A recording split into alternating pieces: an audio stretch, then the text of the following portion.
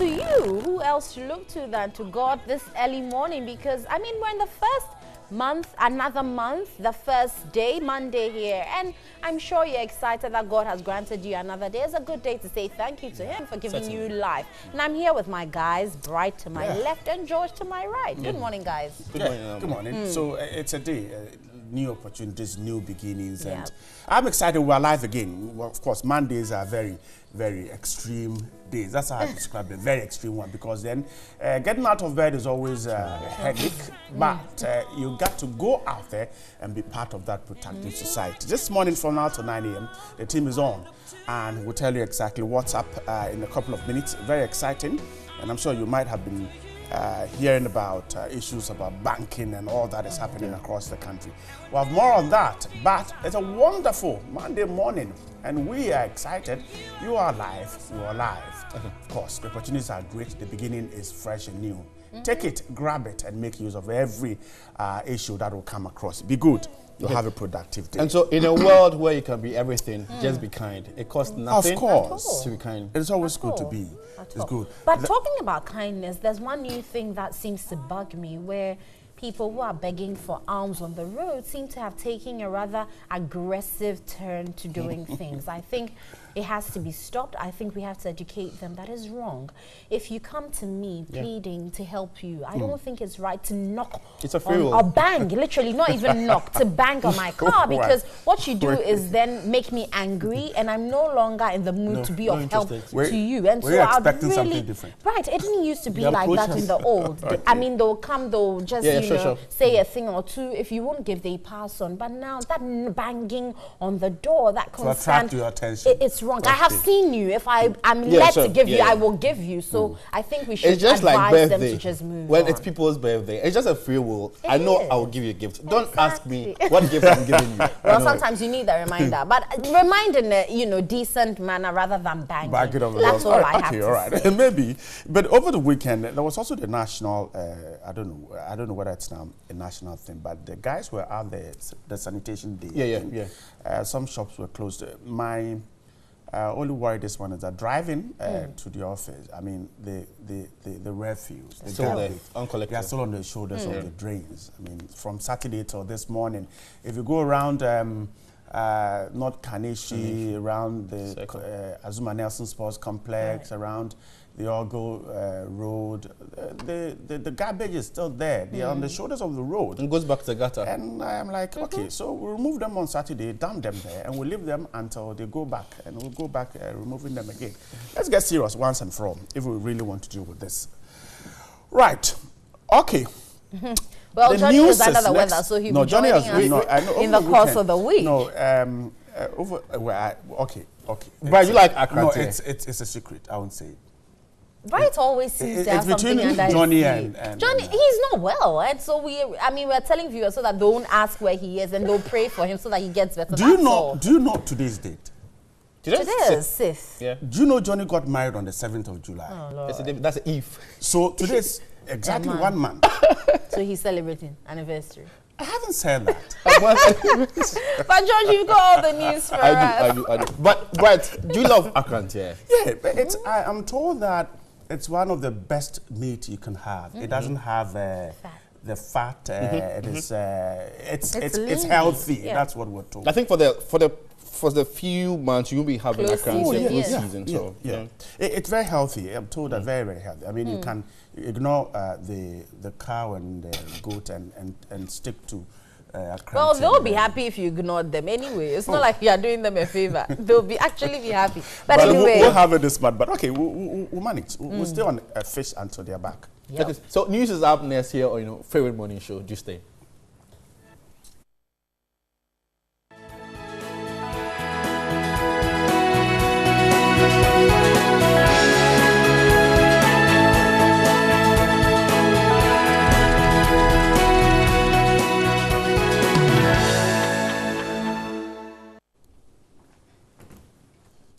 As news with me, George Quinnin, and coming up in the headlines. Patients have been turned away at Dansoman Polyclinic following reintroduction of cash and carry by management.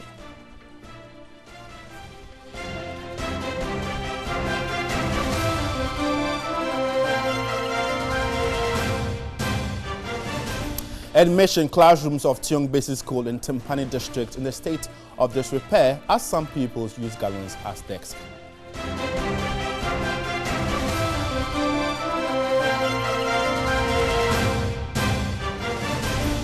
And on the foreign front, at least 91 people dead in Indonesian earthquake.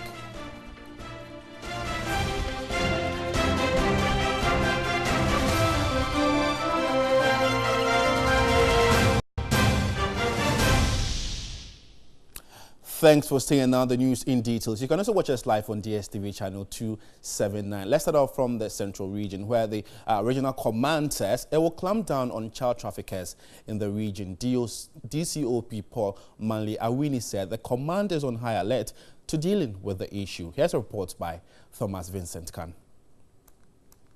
According to available statistics, the central region recorded a total of 3,084 child abuse cases in 2017.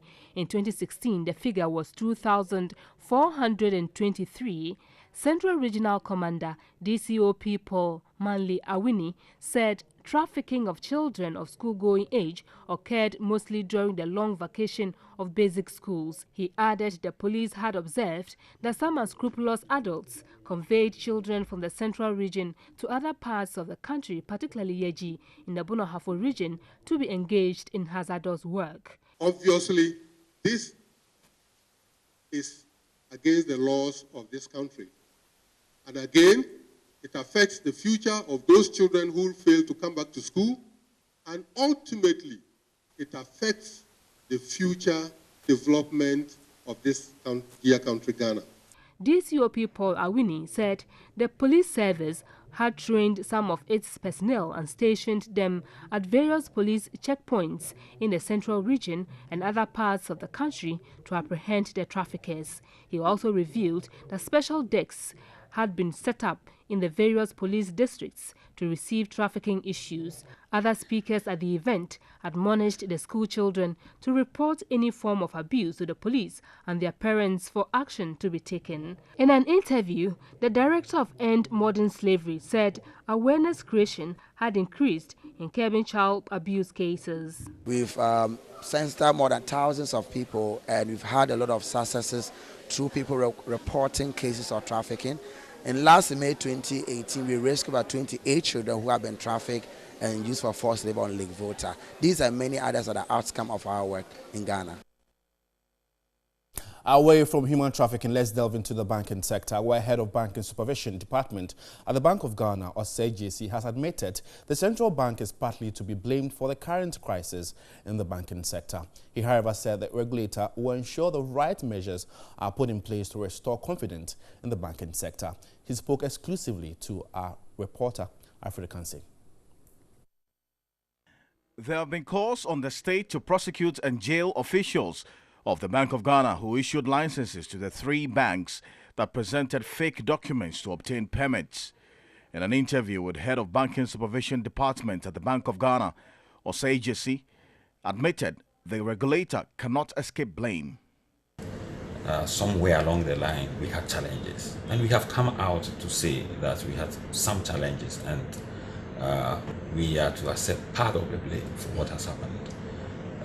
But it will not be enough grounds for one to conclude that for out of the 3 of the 34 banks licensed by the central bank, which went through banking supervision, on that basis, you conclude that Bank of Ghana has not been working when it comes to licensing and supervising of banks. We have state institutions that have the responsibility to ensure that they enforce the law.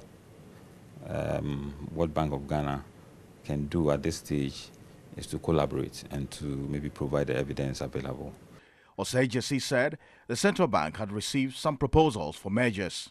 How many law banks are in a position to meet this particular deadline? So as we speak, for our 15 banks, we know they're going to meet the requirements. There are also 2 state banks that we know the government will take a decision to capitalize them, and that will bring the number to about 17.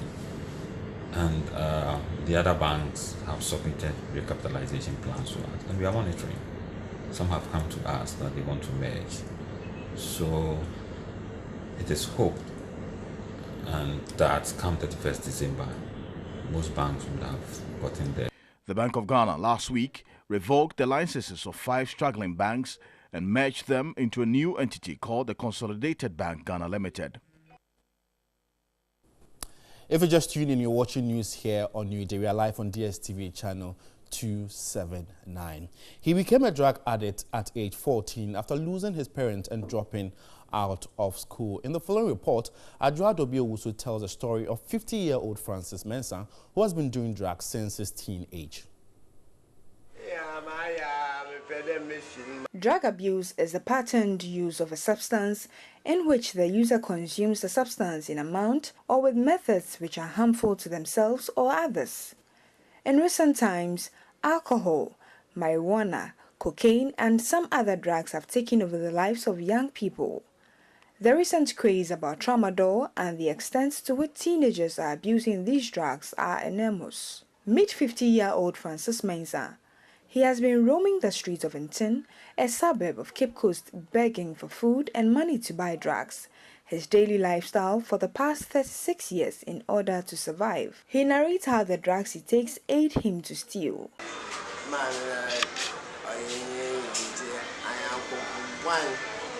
My mom was very poor, so when she passed away, I was influenced by my peers to go into drugs so we can steal.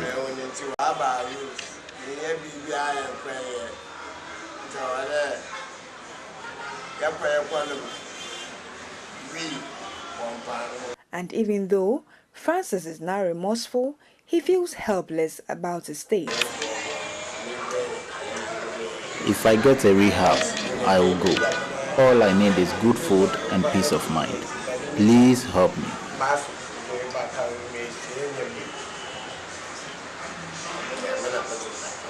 This led me to a behavior modification center, St. Rita's, which has been classified as a place of possibilities, and the director at the center offered to help. On July 19, 2018, Francis Mensah was taken to the Life Sciences Medical Laboratory in Cape Coast by the director of St. Rita's Center, Amasego, to run a series of tests on Francis. So many years of his life lost to drugs, and it's so disheartening.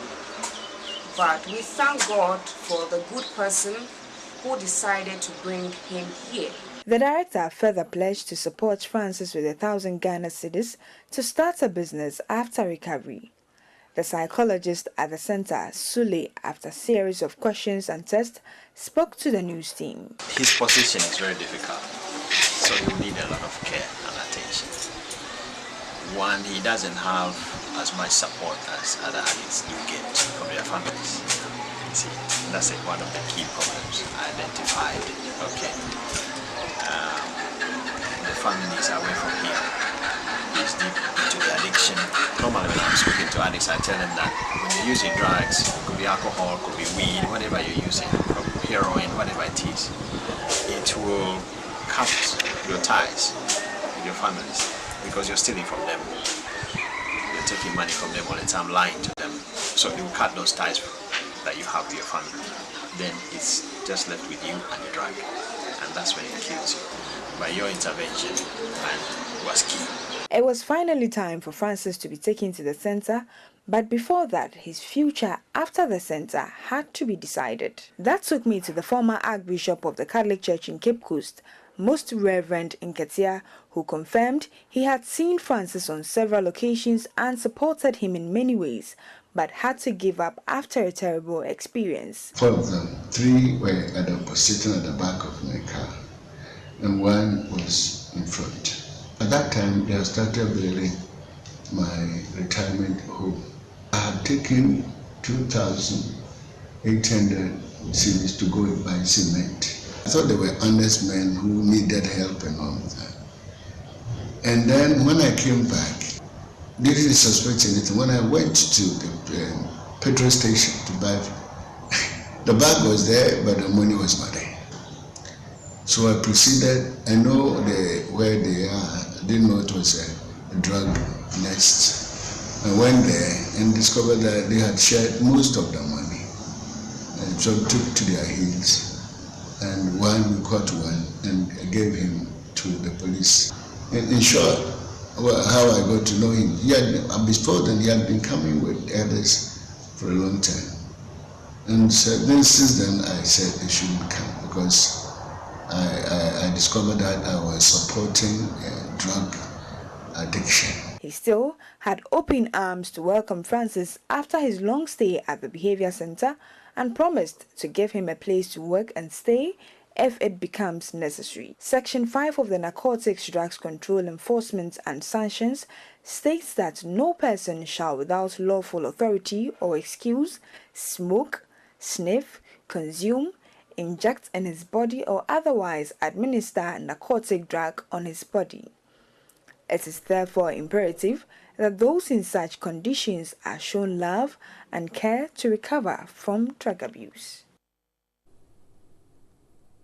You can engage us on stories aired so far on our social media platforms. On Facebook is TV3 Ghana, and on Twitter is our news at TV3. And the Ghana Bauxite Company has denied owing penalties for overloading haulage trucks. Manager of the company insisted that they have paid all arrears, even though he could not tell the last time payment was made. The company is reported to have evaded the payment of penalty for overloading haulage trucks to the tune of more than $90 million over a period of 6 years.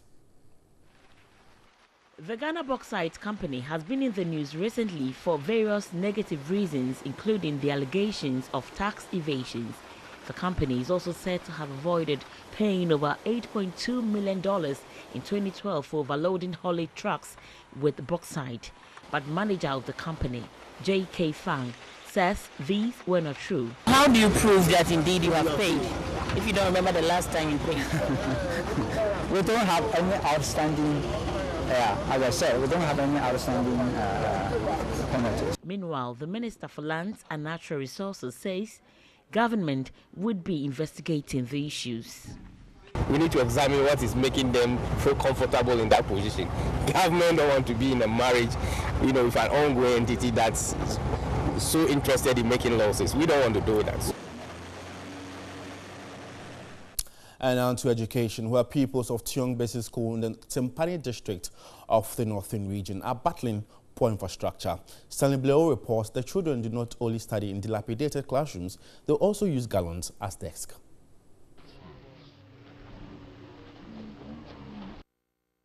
Teaching and learning under very difficult conditions. The envelope is the glass. A is under the glass. The Tiong Primary School serves 5 other communities with a population of over 200. The school feeding program has enhanced enrollment. They were not coming. Let's say last time like this, the KG2, they were not up to 10. The KG1, they were not up to 10. All these grown-ups sitting here, they were not attending school. But when they started cooking, they have to come to school. And some of them, they will even come, the parents will not even follow them to come and write their names. But teaching and learning has not seen improvement. Being in this class as a teacher self is very difficult, but sometimes you are a professional teacher, so you need to do what will help the children. Buildings are weak, rains have washed away portions, endangering lives of pupils. Kindergarten 1 and 2 are taught under trees and they learn to write on the floor. Furniture is a challenge too. Classes 1, 2 and 3 have no desks. Pupils are the losers. Being innovative, pupils of lower primary use gallons. That is what they use in support of writing their papers. There is no a single dual desk here they can sit on and then write. So sometimes some will use the paper and put on their laps. Some will use gallons in support as a table. Upper primary has some desks, though inadequate. Teachers have asked for help. I use the desks like first come, first serve, because the total population in my class is high, but the chairs are not also up. Textbooks are a challenge. We have to go to different schools, our nearby schools, to borrow those books and come and make learning effective. The district assembly is, however, working at addressing education challenges. The issue of Tiong has been brought to our attention, I think the estimates are with my coordinating director. Why we haven't expedited, we have not taken very swift action on it is because we have been waiting for some transfer that from which we will let the contractor at least give us 3 classrooms for the start. In fact, before the rain set in, we were thinking of doing a pavilion.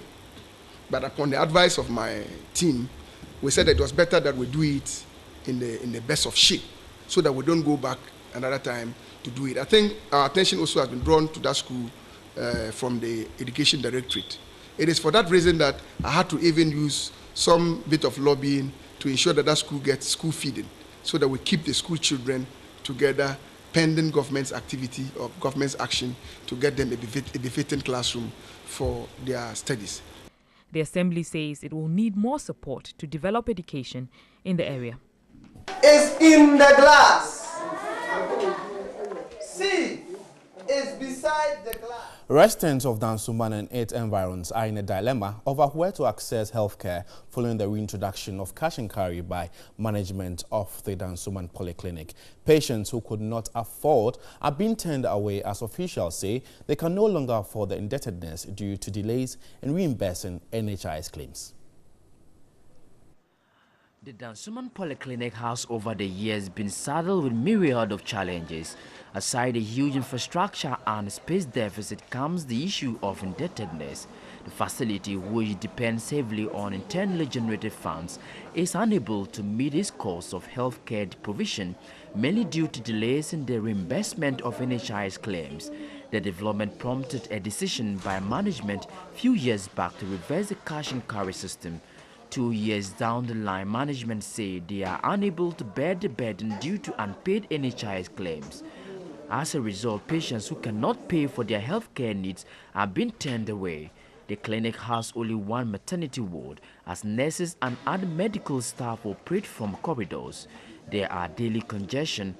Patients, we were told, are often attended to on the open floor.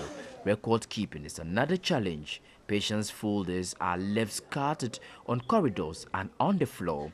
Land purchased by the administration for expansion still lie fallow. Officials were, however, tight-lipped. Attempts to get some clarification from the Accra Metro Health Directorate was also not successful. Sources say they can only respond to any query if a formal request is made through letter of permission.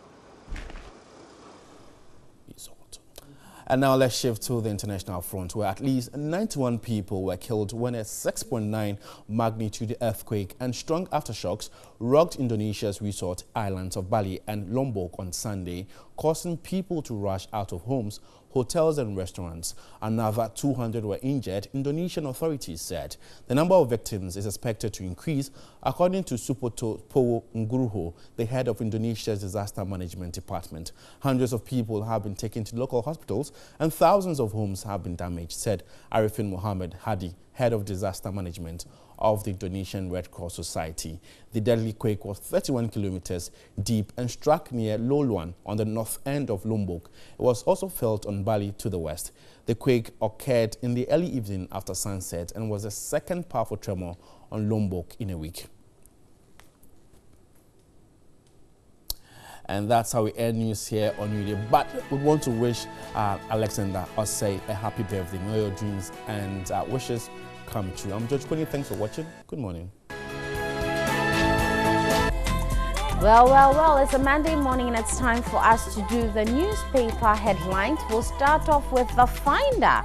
It says, overhaul insurance industry. SICMD proposes diversification into banking, mortgage and mutual funds. Also, the president condemns growing media misinformation. Then revocation of local banks' licenses is in public interest. That's coming from Bank of Ghana. Then also, don't allow the GLC to take away your dignity. And then finally, GPHA wins 3 top African awards. These are the stories on the front line of The Finder. Moving on to BNFT. It says, local banks to receive government cash to meet 400 million CD capital by December 31st. Then also the governor commends Access Bank for its recapitalization effort. Then banana producers warn of threat. What exactly they're warning, you would find out when you grab a copy of BNFT. Then Atacha vows to stop 24-month rent advances. That will be the interest of all Ghanaians, I presume. Then also finally, newspaper here, Ghanaian Times says, free SHS double-track system debate. It won't affect the quality of education, the president has assured citizens. Then also, desist from fermenting trouble in Northern Region, the minister for the Northern Region is warning. Then finally, Ghana Port sweeps 3 awards at the 4th West Central Africa Ports Awards, and also 2 Russians before court for kidnapping. Interesting stories making headlines this morning. The rent advance story is quite exciting for me, right, on the face of it. But I am wondering how come Mr. Atacha is now vowing to do that. I think that this issue has come up for discussion, I think some time ago when he became the minister there. And I was thinking that by now we have a plan that to say that we're going to curtail 24-month rent advances. But if you read a story, he said that the practice where homeowners ask potential tenants to pay between 24 and 36 months rent advance is about to end once the new rent bill before cabinet gets approval. You see, I'm thinking that these are some of the things that we need to do quickly to cushion people against the kind of system we run, the kind of economy we are in. Look, I have always said that you go around and see young men and women who are able to save some 20,000 cedis for 2 years, which they could use to set up or start a small business. Right. But then, getting to the end of the second year, then they start thinking about how much they need to pay to their landlords and landladies. And that 20,000 cedis would go straight into that.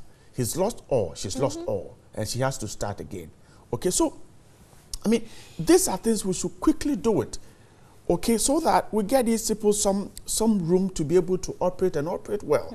Rent advances are killing people, I tell you. They are killing the dreams of young men. Look, we're complaining that banks and these microfinance institutions sometimes are not too eager to give out loans.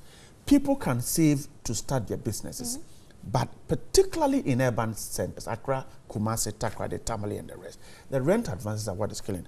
Let's hope that cabinet will quickly deal with it. And the minister himself should, once he's told us that he is vowing to stop it, let's see how quick he will speed up this. Right. I'm not too enthused about him vowing to stop it, because oftentimes we know bills are passed and they remain just that, bills. It comes back to the implementation, and very soon we probably would hear that there are not enough personnel to go after the, homeowners to make sure that they don't collect 24-month rent in advance. The problem is there is a housing deficit, and how best does he plan to also address that even as he goes into the rent bill? Because it's a demand and supply issue where the homeowners get what they want because, houses are in shortage and people need it. Right. And so if government is not making that room available where they're giving you affordable housing, it's only going to be something they say. Here's a case, I own my house. I'm saying I want 24-month rent advance. If you're not bringing it, go look for your own place, whatever that be. If I decide to make my house sit there for 2 years without anyone coming in, that's fair for me. But the problem is someone will want it because they need a place to stay. Yeah. And so it's not enough just bringing out a bill. It comes back to the implementation. If you're not on the ground to ensure that they're not taking it, and for whoever is doing that being punished, it's only law and it stays only as that. So I think we should move beyond the implementation to that passion and that drive. Like Bright rightly said, when you calculate how much a regular person is making and you think of how much he has to put into accommodation alone as rent advance, it is preposterous. You can't even, how do they even make that money? Because the banks are not ready to give you that loan. And so unless you are literally stealing or borrowing from friends all the time, and then you put the young person in a loan state, in being indebted to people throughout his life, because it's going to take him about 3-4 years to be able to pay off that loan. And until then, how much is he making from where he works? And so it's a whole conundrum conundrum of things. I mean, until we put other checks and balances in place, I think we're just going to come back to being a bill. Guys, and that's a complaint. They can save money. In fact, they do. They mean, do. every they young try guy will tell hard you that to. they actually are saving enough, 20,000. But the problem has to do with how much they have to pay, and particularly when these landlords and ladies are not paying anything on what they affect, what they take as rent. Then the story on the Ghanaian the double track system. You see, the president is said to have debunked the claim that the free senior high school program would affect the quality of high school education. The system will not destroy our education. That's what the president is saying. Good for him to say that. Let's hope that it is indeed the situation. But from where I said clearly, it is not that it will destroy our educational system, but we could run into, challenges, okay? I have always said that, look, we know that it is difficult to control these young ones. Right. So certainly when they come to sit home for 3 months, or even if it's 2 months, there is a bit of a headache. So I think the quality, fine, but we should begin to look at the people that we are training. When they come to sit home, the ramifications, what it means. How do we ensure that they go back to school in a proper way that will not affect their development? So good assurance, but let's go beyond assurance. We know the problems. We know it is there. The quality, it might not affect, but there's a problem with the people who will come home and stay for 3 months. There's a reason why we reduced holidays, because kids stay at home. Look, I have said that in villages, there will be a problem there. We know what happens in the villages, where young girls, controlling them is a bit of a challenge. They come to sit home for 3 months. Certainly, before they go back to school, if you're not careful, we push them into trouble. So, but you mentioned that it won't affect the quality of education, and that may be so from where the president is, probably because of the information he has to himself. But what I'm not amused about concerning this double track is convincing us to the point where we appreciate and understand how it's going to work. I think communication and education concerning this double track hasn't gone down too well, where people still are being given the view where they think it's going to be like a shift system. We haven't had that stakeholder engagement to assure parents that it won't affect the quality of education. I'm worried because we're not being told how the teachers are going to be managed in this situation. It is the teachers who give the education, and if their quality of life is being affected by this curriculum, then it's going to affect quality of education. Because if a teacher, for me, as of now, I don't know whether the teachers are going to equally go on a break when a new batch is coming, whether batch A or batch B, how long are they also going to have? Yes, but is this going to affect? Because teachers, apart from teaching in the classroom, have other responsibilities. Some double as housemasters, some do extra work. And because now they're going to stay in for a longer time, the time they go to class is going to be earlier, and the time they close is going to be later. So they equally are spending more time out of their homes. They come back and they still have responsibilities towards the children. All this may inadvertently affect, quality of education. So have we looked at those things as well? Or we're just saying because now the children are staying in for a shorter time but longer hours and they're going home, we're only focusing on the children themselves. But I'm looking at explaining to us the broad idea, the broad concept, for all of us to buy into the idea and understand and make it work, because it's here to stay as it stands now. So we have to make sure it works. That's the assurance from the president, so let's hope the quality will be maintained. But anyway, let's give you an exclusive with the Ghana Revenue Authority, which intends to rake in 160 million cedis in revenue between now and December, as it begins the implementation of the tax on luxury vehicles to mobilize more revenue to fund projects in the 2018 budget. According to GRA boss Kofi Nti, government appointees are not exempt from paying the new levy. Let's watch this.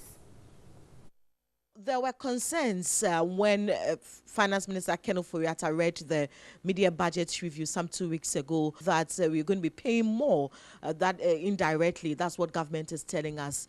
We also heard about the luxury vehicle, the fact that if you're bringing in a vehicle into the country that has an engine capacity of more than 3.0, you're going to be paying more for that.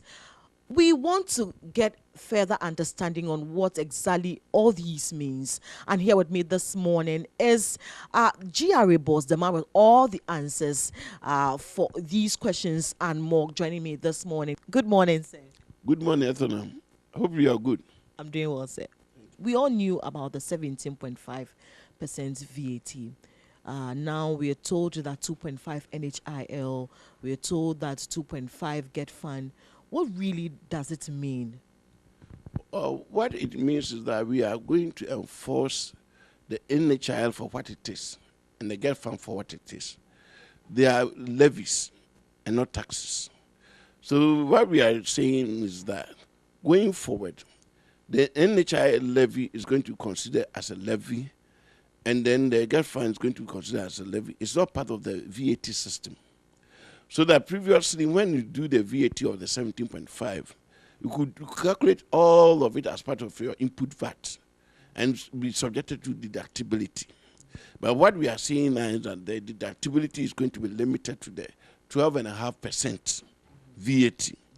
And so that when you qualify for the VAT as a registrant, you only deduct 12.5% on the services or the goods that you were charged on, and not the full 17.5% now. Okay. So what you mean is that if I'm filing my tax returns and I paid 17.5%, now 5% goes to government, I'm able to take only 12.5%. Is that what it means? What it has been is that in your deductibility for your input VAT, you are limited to 12.5%. And so we are no longer going to be able to deduct 5% as part of the VAT. The NHIL is a levy and not a VAT. Get Fund is a levy and not a VAT. And so they are not taxes. What is happening is that the general tax goes to the consolidated fund for the general economic purposes of running the country. The levies are meant for specific areas of work, so that the NHIL levy is purposely meant for the national health activities. And then the Get Fund levy is meant for the Get Fund activities. And that's what my boss, the Honorable Minister, is bringing to bear. And with that, when it is done, we project that we should be able to raise an additional 571 million to support the budget activities. Between when and when are we raising this amount? We are talking of from August to December. We hope to raise more than 500 million to support activities. 500 million which people would otherwise have taken off as a deduction in the input VAT. Ms. Enti, help me understand. Why do we move away from 17.5% VAT, now 2.5, and I can't deduct my 17.5 anymore? I can only deduct 12.5. Why did we get to this point? Yes, it's a realization that the implementation of the NHIL and then the Get Fund should have been treated as levies, and somewhere along the line, because of the regime that we did at the point in time, they were considered as part of the VAT system. We are getting the support to make sure we apply them to the areas of the concern specifically. They are specific to Get Fund and specific to national health. Let's talk about the luxury vehicle issue that came up. I mean, it became very, people were talking about it everywhere. The fact that we want to tax if your vehicle has an engine capacity of more than 3.0, you're supposed to pay extra. Why? Oh, the issue is this. It's basically an environmental levy in a way, in that the higher the volume of your car, the more fuel you consume, and therefore the more environmental challenge you raise for the state as a people. And so the state needs to be compensated in a way. And mind you, when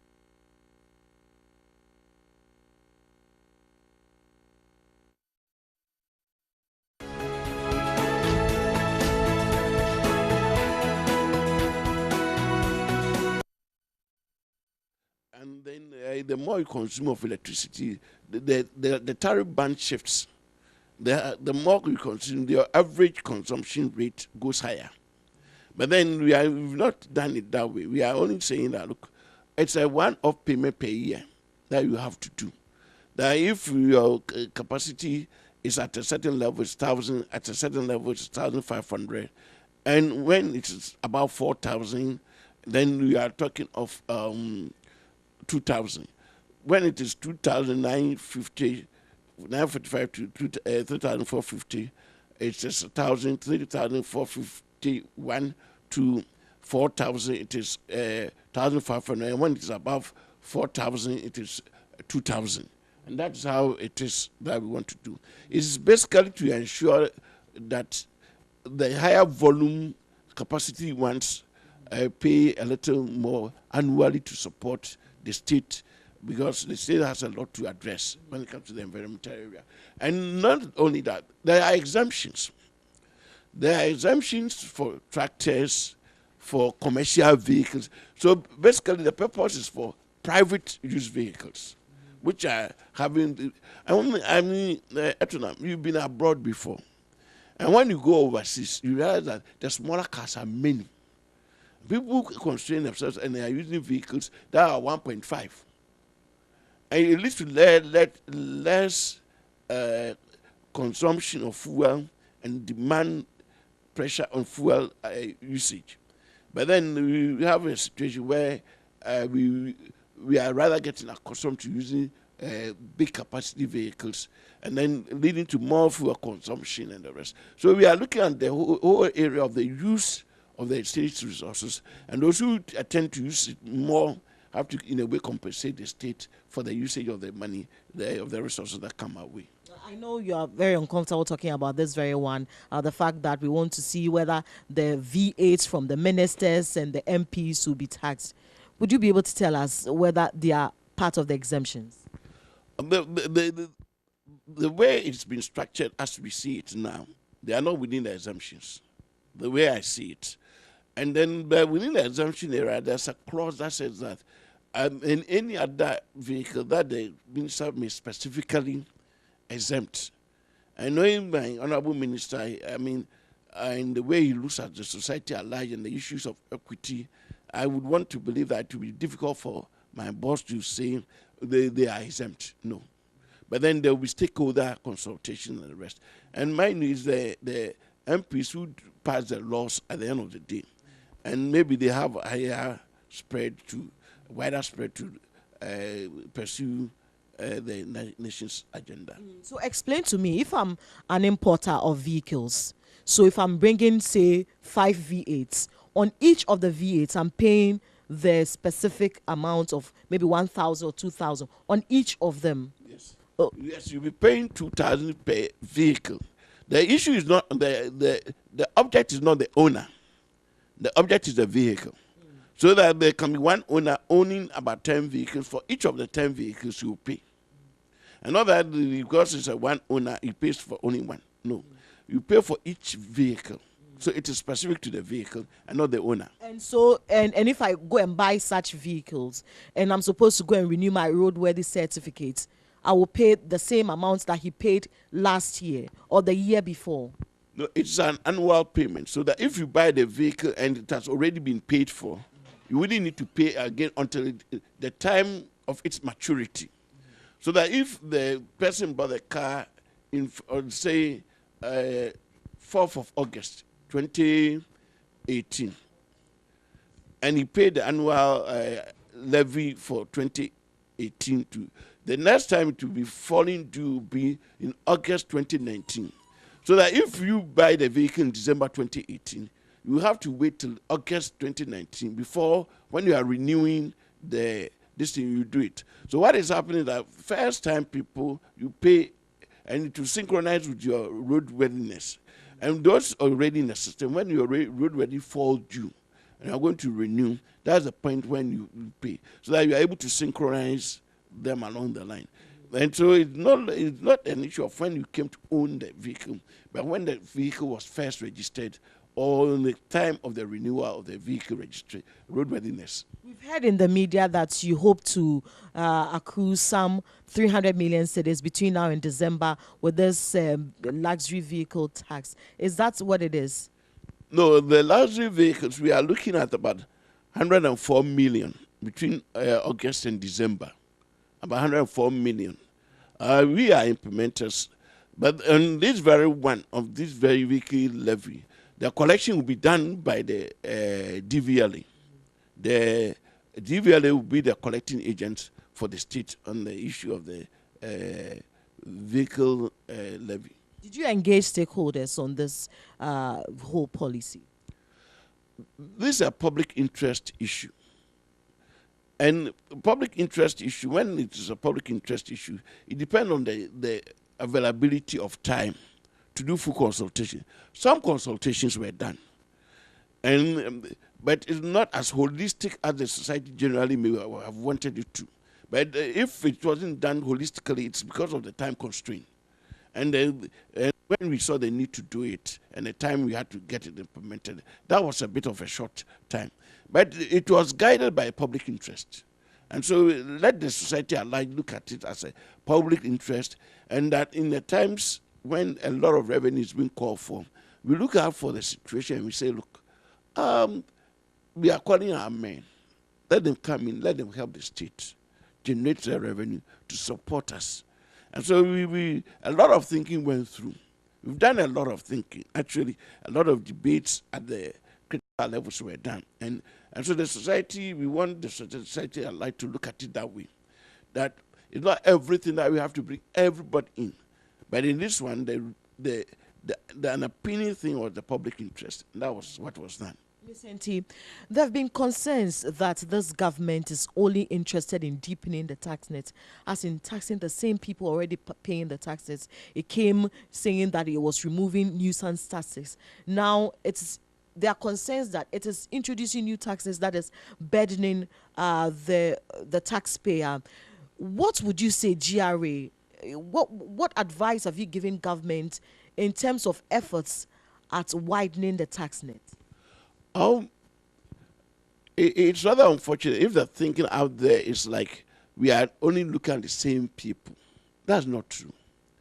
The GRA came out with a lot of press advertisements and the rest in April especially. And then we came out to say that those to benefit from government services, you have to have your tin. And that thing has changed the face of society's interaction with the GRA. Before April, on the average, people were doing a registration of about 14,000 a month. But we moved to a situation where within the last 4 months, we've been doing an average of 10 registration of over 100,000. So, and before we issue with your team, we have a lot of discussions with you to know what we are doing and the kind of business we are running and the activities that we've been doing for the last 3 years. And through that, the offices have been able to widen their tax net, and that's gotten people to get involved. And then we are out there to reach out to the tax amnesty was done, basically to get people to enter the room, to participate in it. And I'm using this opportunity to tell the people out there that, look, we are after all of you to help the country move forward. All countries which have done very well have done well because they have had tax compliant society. And the people have been very vigorous in paying their taxes. And that's what we are pleading, that Ghanaians at large would also fall into tax payments, and compliance is going to be key for us. Zenti, thank you so much for your time. Thank you.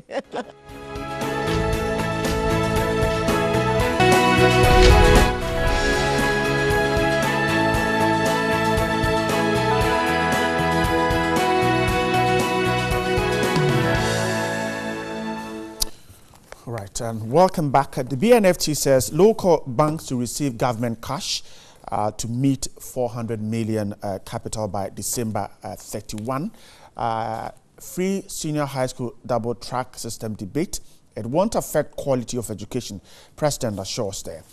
The Daily Graphic continues that story. The President assurance that the new system won't affect or destroy education. Pilgrims were told have left first batch. It's also on the Daily Graphic. Charlotte dragged to Amidu for causing financial loss to the state, were told by the Daily Guide. The insurance industry overhauling. That's a story on the Finder this morning. These are some of the newspapers. My guest this morning, the Greater Accra Regional Chair of the NDC, Joseph Niade Kokai. Good morning. Good morning. Hope you're doing great. By his grace. Thanks for joining us. And then the Member of Parliament for the Futu constituency, a member of the NPP, Honorable Alexander Finyo-Makin is also. Good morning too. Morning, bro. Hope you're doing great. By his grace, I'm fine. Thanks for your... Did you come for Winneba this morning? No, I couldn't go. We're told one side of the road remains closed about 10 a.m. this morning for asphalting. All right, let's start the conversation this morning. Let's take a look at this story. In the Daily Guide this morning, on page 20, there's a story here. Government finalizes $2 billion bauxite deal. That's the Vice President. Says that he has revealed that government has finalized arrangement with Chinese firm Sinohydro on the $2 billion bauxite deal. $1 billion would be used for massive infrastructure development in the country. We're changing the narratives in the extractive sector. We have not benefited really from our natural resources, but this time everyone coming to do mining in the country would pay a commensurate measure on proceeds. You're going to pay your tithe also in the mining sector. And that's an agreement Parliament okayed some weeks ago, I guess. The Vice President revealing that the agreement has been finalized. Let's start the conversation. So, Honorable Makin, is the Ghanaian businessman really benefited from what's happening in the mining sector? Well, generally speaking, I don't think Ghanaian businessmen have positioned themselves well enough to benefit from government policies throughout our Fourth Republican democracy. I don't see that happening generally. Basically because their foreign counterparts have rather put themselves in readiness to benefit. And I would also say to some extent, institutional implementers have been the collaborators, i.e. customs officials would want to support a foreign firm to get some, as it were, get away with some, tax obligations. And at the end of the day, that has been it. But of course, we need to be more focused and be determined to take advantage of government. That's the local business. Yeah, the local businesses. Man and woman. Yes. The imbalances and then the disadvantage, access to funding and funds and all that. Let me give you an example. A woman I know who is into frozen foods tells me that, look, Alex, when we bring ours, we don't have the warehousing system. We pay the tax. Our foreign counterparts, would take theirs to their warehouse. And at the end of the day, the customs officials who are supposed to ensure that these people pay the tax, they don't pay, and then they end up selling cheaper. They cut corners. Of course, the Ghanaian businessman will lose. But who is assisting? Is the Ghanaian. You come to one other area, VAT. I'm into the logistics business. Those of us who are well established and want to follow due process, these foreign firms, they won't even give you the items to cut because of tax. But for the individuals, they say, okay, if you are not ready to charge VAT, we are going to give you the job. So that's another problem. So how does a Ghanaian businessman benefit? You have your costs in there, and then you are not fully benefiting. So that's one other challenge. So it will take time, but we must be determined. And those institutions of state that are supposed to implement government policies must also be fair. Let's look at bauxite, for instance. You talked about bauxite, whether or not even Ghanaians are benefited from the mining areas. Let me limit myself to bauxite. Right. You know that in 2007, I was in that area. They were paying for transportation $25 per ton to haul from Awasu to Takoradi. Now at a point, this company now import its own trucks. The trucks that it imported, over 80 of them, are not trucks that would have to qualify for exemption. Yet Minerals Commission granted them exemption somewhere 2010. Is it within the law? It is not within the law to allow a company that has a license to mine to engage in transportation. And yet, so Ghana Bauxite is doing transportation. They bring their trucks, exemption at the port. They bring the spare parts, and then they get exemption. The Ghanaian businessman who is also hauling or transport does not get all of these. So they are able to now, because they have their trucks, they bring it down to $13 per ton. How do you pay your loan? And what is Minerals Commission doing?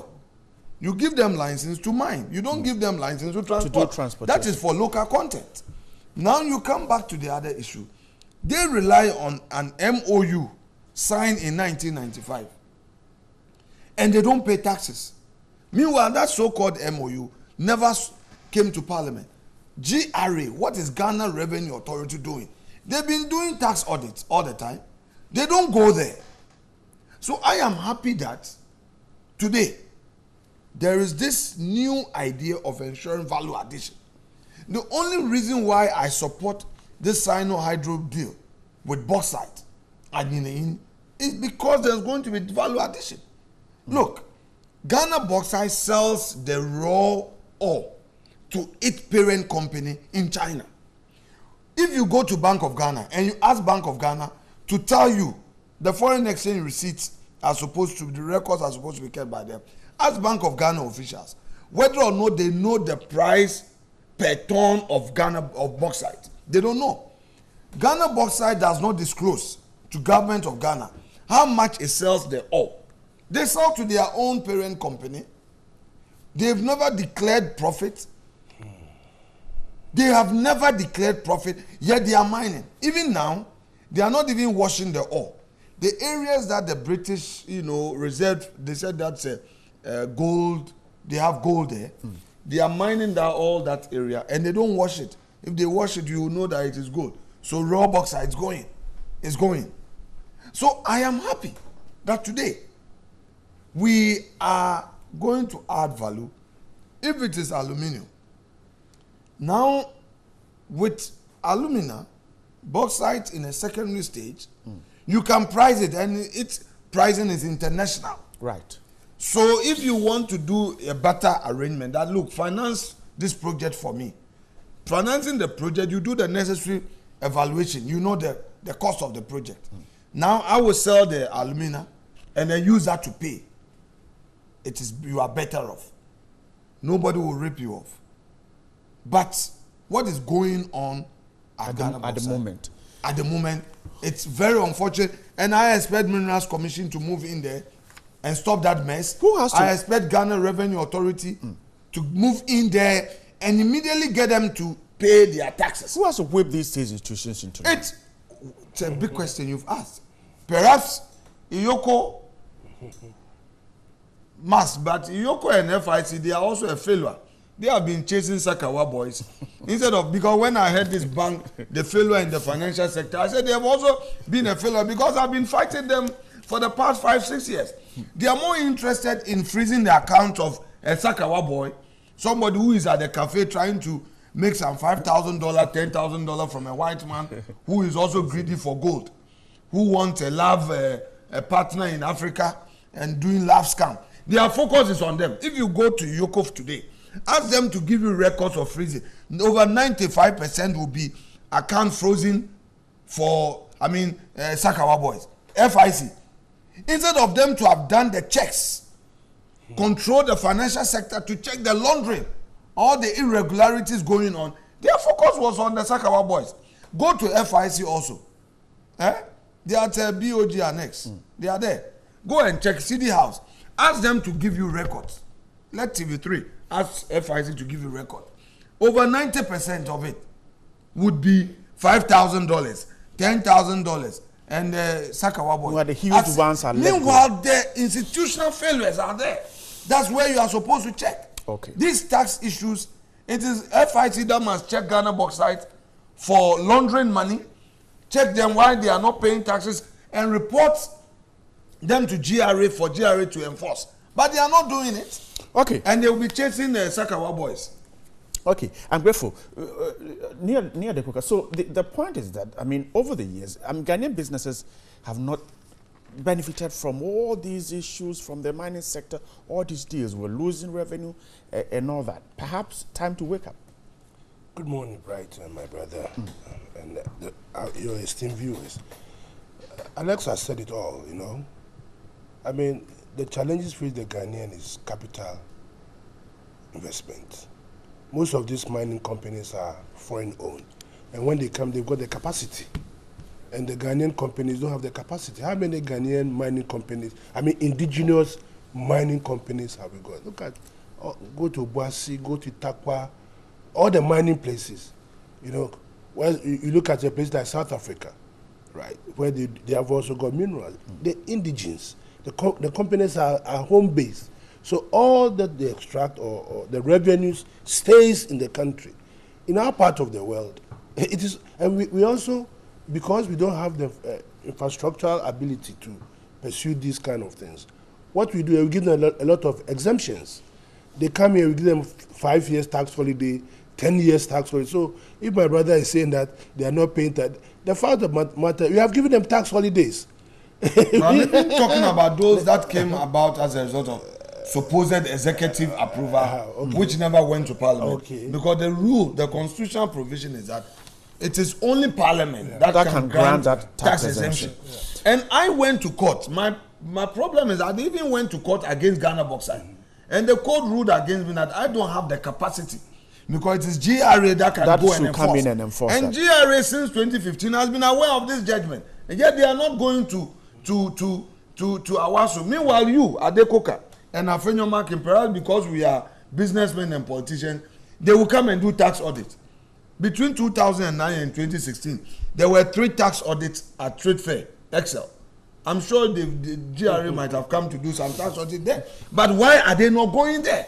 Okay, so the problem is that whichever way, the Ghanaian businessman is at a loss, because the fact of the case, they don't have the capacity, right? And apart from the Ghanaian businessman not having the country itself also hasn't got the capacity to enter into these things. So the benefits on all our mining areas, the gold extract, we are not benefiting. I mean, look, go to Obuasi. What kind of development can you see in Obuasi? Go to Takwa. You'll be amazed what the level of poverty in the so-called mining areas. That is why we've got this galamsey and all those things springing up.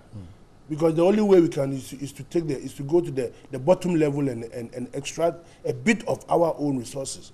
So naturally, the system does not favor the local business. No, it doesn't favor. And he raised the issue that the state institutions are not doing what they're supposed to do. How do we whip them in line to do what they're supposed to do? Well, you know, over the years, there's been a lot of failures within the systems that have to ensure that these things are really monitored and taken care of. They also lack the capacity. Most of them, they don't have even the necessary equipment that will enable them to pursue their. So this is not, it did not start today. It's been with us for a very, very long time. As to the way forward is probably what the government now is trying to do, that instead of us allowing this raw bauxite to be shipped, we, as much as possible, should add value to them here. If we are able to add value to them, we are able to know the quantity and the cost, the price of what we've got down there. But if it goes in its raw state, definitely, at the end of the tunnel, they are going to make more money than we are going to do. So we only have to ensure that the Ghanaian is equipped to take the commanding heights of the economy. If we fail to achieve this, our own people taking the commanding height of the economy, and we leave it to the foreigners. They will come, the heavy equipment, like you said, they will bring in all the vehicles, all the machine that they need. And at the end of the day, they'll come and tell that first and foremost, they have to pay for the machinery before they even start thinking of what they should give their country. So we are at a loss. I mean, we need to be up and doing. I mean, we've been talking about these things for so many years. I mean, Takwa, Boasi, name it. And yet we are not seeing the benefit. Yet we are not seeing the okay. Government comes to nationalize them. I don't know, they will end up selling back, because if you nationalize it, you don't have the capacity. They'll make sure that they frustrate you. All these people, they've got cartels. You know, a few people control the market. And if you try to exert your authority, immediately what they do is that they drop the prices, and then your gold or your bauxite will have to stay in the ground. And then, so we are third world countries all over the world at the disadvantage of these foreign companies who have got the capacity. Okay, I'll still stay on you. Let's check this one on the Daily Graphic. The Times too has it. New senior high school policy, double track won't destroy education. President assures. The president this weekend was at Adan at the Asafutu Film Festival, and he said that the double track system to be implemented as part of the free senior high school program will not be applied to all schools, but only those whose capacity now will be exceeded by the number of students admitted. They said the double track system will not destroy the educational system, but on the contrary, reduce class sizes, increase contact hours between teachers and students, and increase the number of school holidays. So that's been the concern of many, that the double track might affect the quality of the senior high school system. Let me stay on you. This is the assurance from the president. How do we take it? Right. Have you noticed that day in and day out, new definition of the double track is coming up? The first time we heard of this thing, they told us that all schools in this country are going to go on a double track. Now, the president comes to tell us this on Saturday that some schools. See, this is what we are saying. When you listen to the expert, they are claiming that they are saying that we should be circumspect and have a thorough debate about the way forward. But if you are doing ad hoc measures, right, the president will come and say this today, the minister of education will come and say this today, and then tomorrow another. I mean, then the double track is becoming what? A multi-track. It's becoming a multi-track. All we are saying that free SHA is not a bad thing to do. But if you listen to the Minister of Finance, he says, why will he take his children to Achimota and not pay school fees when he has the capacity to pay the fees? That is why in the NDC, we are saying that it's in the Constitution that we should do this progressively. And then probably should have the means test, where those who can afford to pay, you can use that money to expand the infrastructure of the various secondary schools. Understand? But now, because it's free for all, somebody who will take his or her son or daughter to Morning Star and pay dollars as fees at that formative age, when he gets to secondary school, you say it's free. When the parent can afford to pay for it. So, as we go along, the next time, so which schools are you going to select as those who should engage in the fact? He says schools that have students exceeding all the schools in this country. I went to Adisado today. When you go to Adisado, the dormitories, I mean, the place is full. So which schools are you going to determine that they don't have excess capacity? All the schools in this country are full to the brim, and they need infrastructure. The bottom line is that government has to rather fast track the infrastructure development of the schools. But it can't be done between now and September. Well, so you have to find ways and means of trying to resolve the issue. And so don't come and tell us now that some schools are going to be involved in the fast track, others are not. And I asked a pertinent question. Which of the schools? Achimota is full, Atwater is full. At Wesley Girls is full. You name them. Fijai, I mean, my brother comes from Winneba. Winneba Secondary School, I'm sure by now, when you go there, it's full to the brim.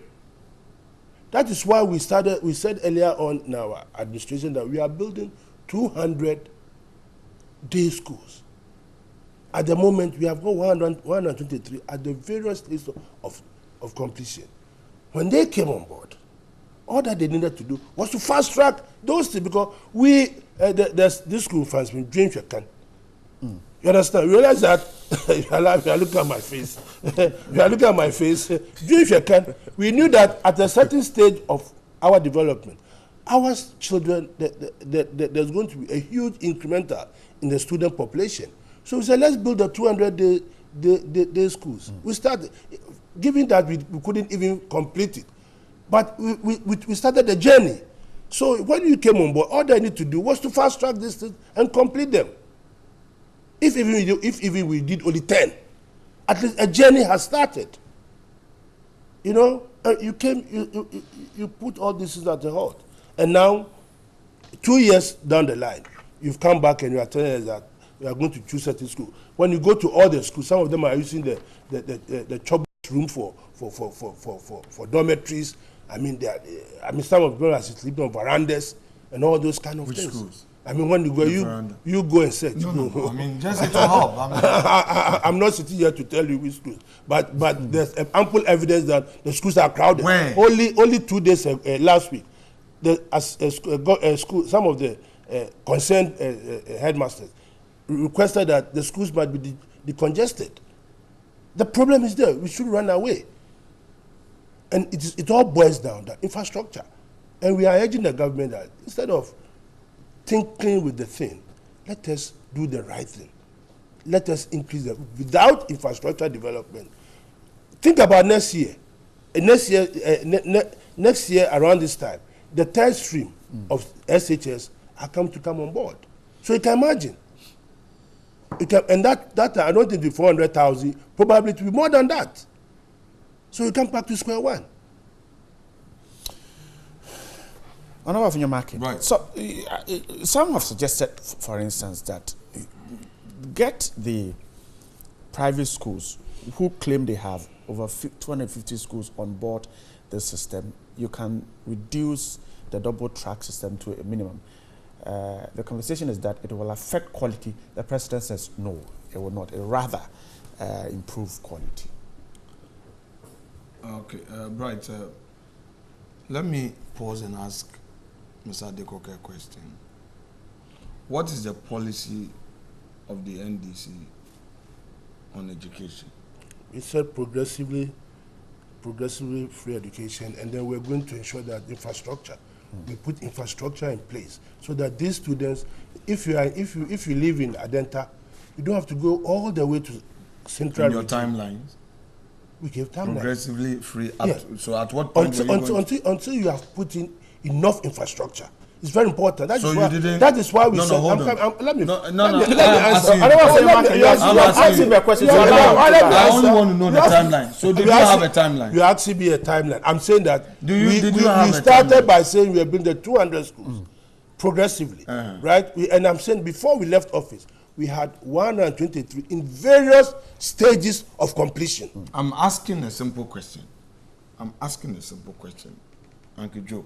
I said we are going to progressively. Yes, I don't know market. You might have a timeline. Using the timeline. If you it's all part of it. I'm giving the timeline.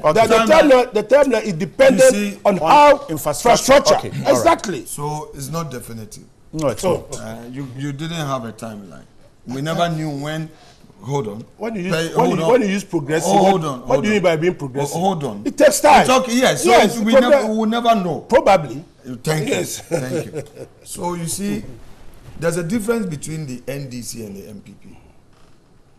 The difference is that we are proactive, we are determined, we are ready to take the risk and take responsibility for the backlash. At least, I can relate to Rawlings and the bold decision he took on the educational reforms he introduced. There were problems, but he didn't give up. Similarly, there will be problems. There are problems. But this government will not give up. Free SHS is a necessity. I am happy that at least we are seeing that upon the implementation of the free SHS, we have seen a monumental increase in enrollment. All the debates have centered around the increase in enrollment. Double track, multi-track, whatever you may term it, has come as a result of an increase in enrollment. Suffice to add that there are many who could not have access to education because parents, guardians, they don't have money. And let me repeat one more time, my own example, as St. Augustine's, Bright, had it not been Parkway Syndrome Scholarship, which was introduced, I wouldn't have been able to register and write my SSC. Over the years, hold on. We've had scholarships. I'm making a point. That is why we said the means test. I am making a point. That is why we spoke about the means test. Let me make scholarship has been fast for so many years. Let me make the point. Let me make I didn't interject you, you know. I only asked you a question and gave you another opportunity to speak. So I'm just trying to don't give the impression that scholarship never existed. No, you are getting me out. You are quoting me out of context. What I'm trying to say is that if you are not lucky enough to benefit from a scholarship, you are not likely to make it. That's the point I want to make. And I cited my own example by saying that at a point, there was nothing at home.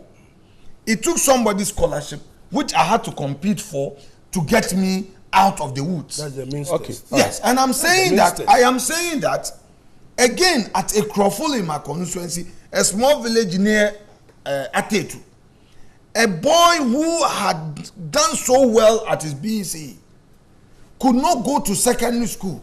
And during 2012 campaign, I met this young man, and the excuse was that there was no money at home. Listen, no matter what, talk about implementation challenges and all that. At the end of the day, the ordinary farmer, the ordinary fisherman, the trader on the streets is having the child in school. Look, when the BEC system started, we were going to school in August. We were writing the BEC in August. We started school in January. We completed in December. All right? We had to sit at home for almost 2 years before getting to the university. Which was not good. I am saying, I'm talking about implementation challenges. We had to stay at home for almost 2 years after SS before getting to the university. Over time, the adjustments were done. We introduced a 4-year system to improve on quality. They came and they said that, look, they still want to go back to the 3-year system. The free SHS has come to stay. They must understand it. However, if they have issues with implementation challenges and they want to suggest, look, I am all for it. Look, on this your platform, right? I suggested to government to introduce specific levy, right, to support free SHS. You remember? I didn't only end here.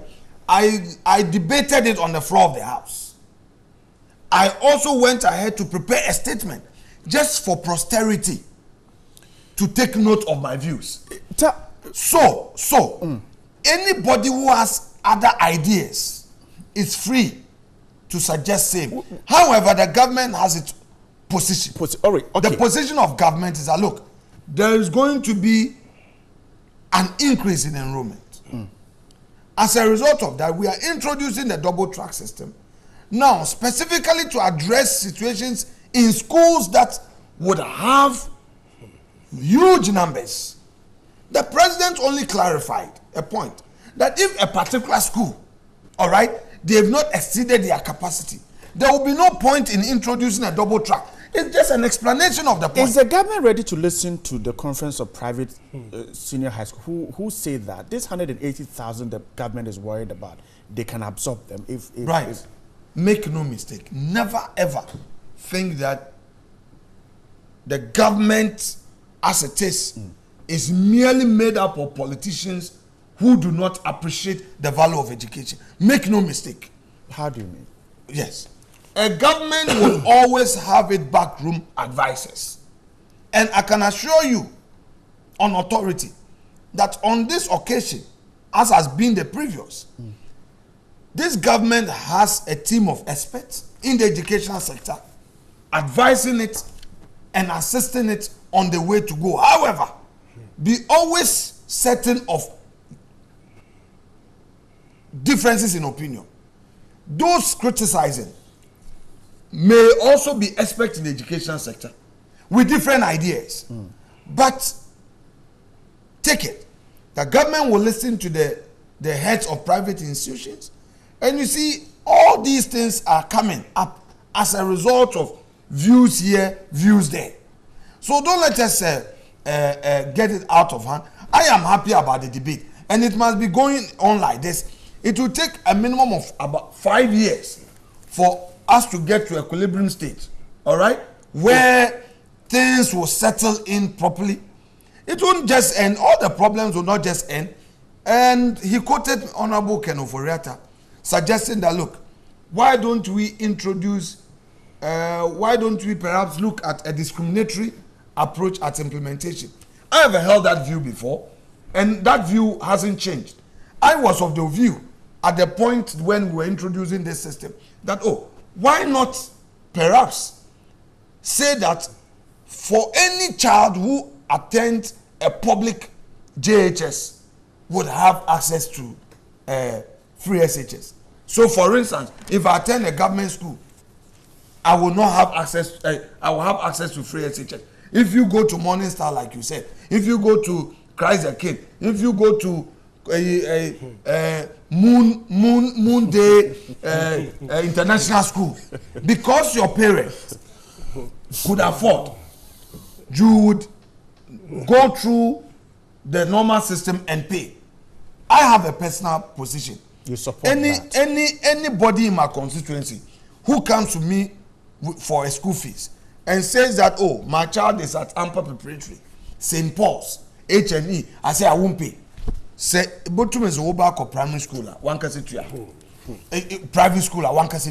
But if you are the university and I can help, I will help. If you are in the secondary school and it's a public institution and the parent don't have, but if you take your child to a private school, me, Kwamena, I will not. Unless you demonstrate that you support that policy. Yes. So I have made a point. I have made a point that we all have individual views. Yes. But at the end of the day, the government has taken a position that, look, this is the way I want to implement it.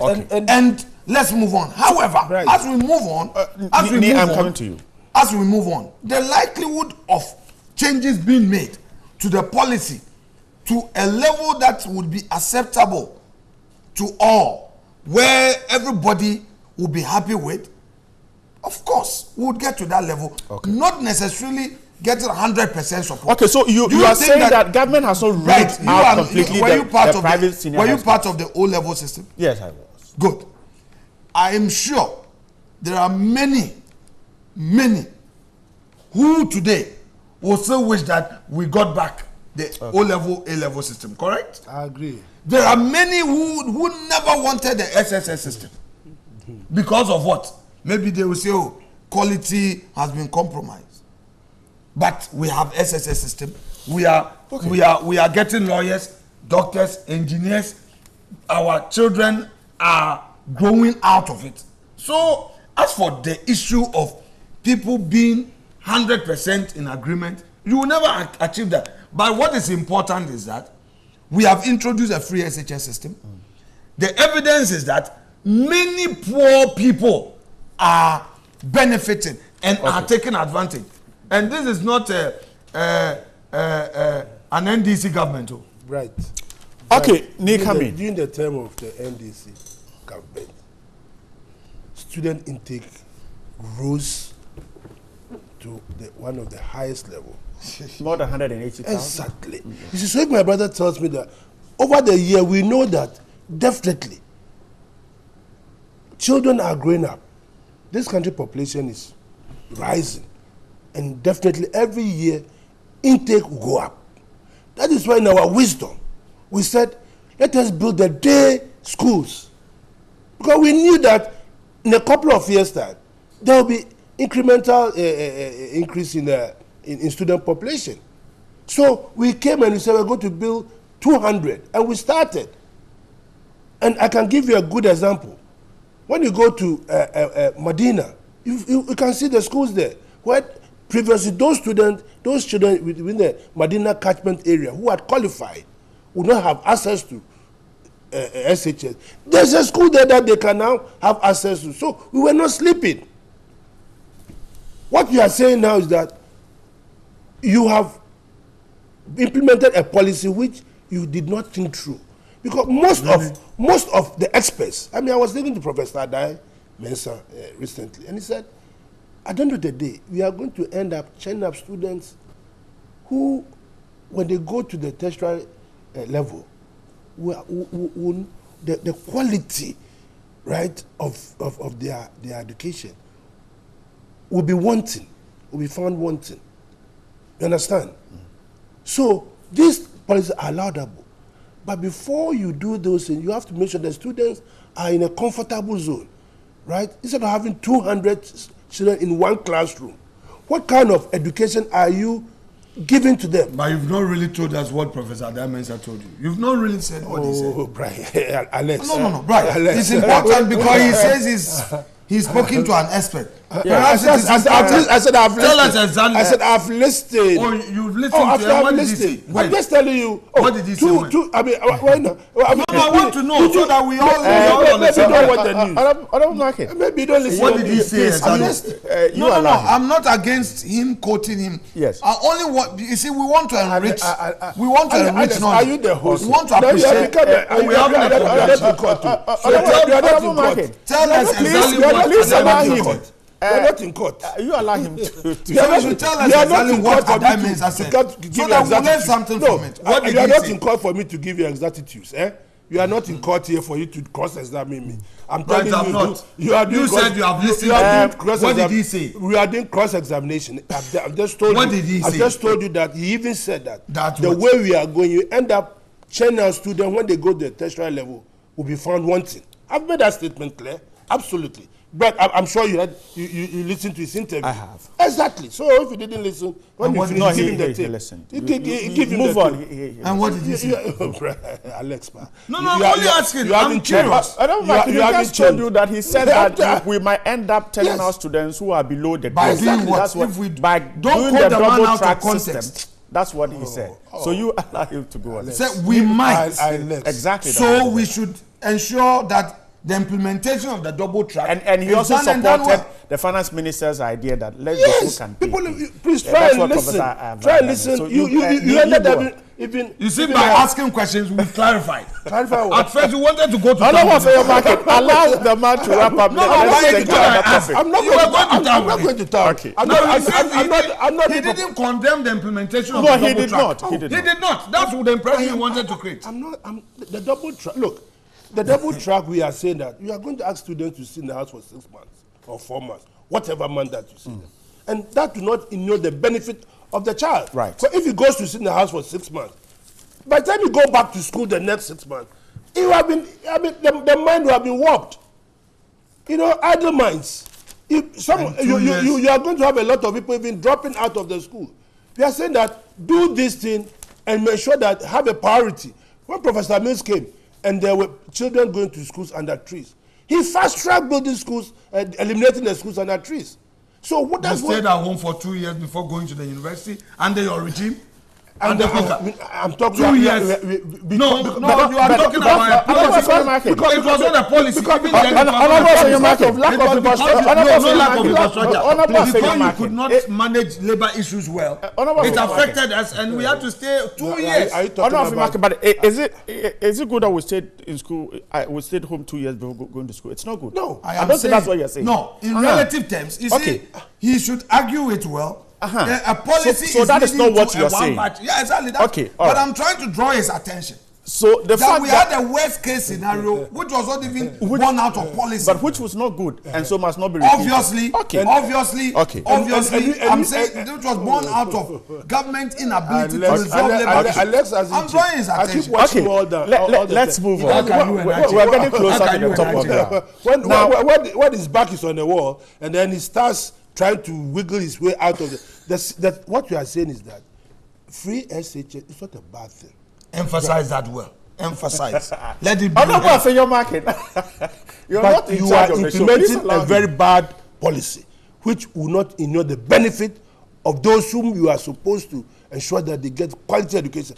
At the end of the day, we end up training students who coming out over the year, in the next 5-10 years, this country's quality of experts is going to go down. So sit down and think through it properly. Then a president going to Adan and now giving a new dimension to what the Minister of Education came to tell us. I was into the Deputy Minister touting America and all those kind of things. And then the president goes to Adan and says certain schools, and I'm asking you a question, the pertinent question, which schools have got less capacity? Which schools? All of them are full to the brink. Let's wrap up on this one. Now, Mary is still in the news. We have no knowledge of new agreement. The ongoing controversy over a Mary Power agreement has taken a new twist, with a Dubai-based company claiming it was not aware of the innovation agreement currently before Parliament. According to Mary, it was not involved in any discussion with the Energy Ministry on renegotiating or amending the power deal signed with the John Mahama-led administration in 2015. It's also stated it had no knowledge of any commercial discussions between the ministry, the new party, Miscellaneous Company Limited. In another letter, however, Mary, another letter cited that Mary, at the very least, had appointed a Ghanaian to liaise with the Akufo-Addo government in its bid to review the original agreement. The new deal presented to Parliament by the Energy Minister, we're told, has been withdrawn. That's by the Times newspaper. Honorable Funyimakin, the Mary issue, this is what is latest. We're told it's been withdrawn. We're expecting some information. What is it that is making this deal come into public debate over and over and over again? Right. In Parliament, when papers are laid, questions are asked for answers. The impression being created as though it is the minority that has raised questions cannot be true. The chairman of the Finance Committee is a member of the government, is a member of the governing party, and raise questions together with the chairman of the Energy Committee.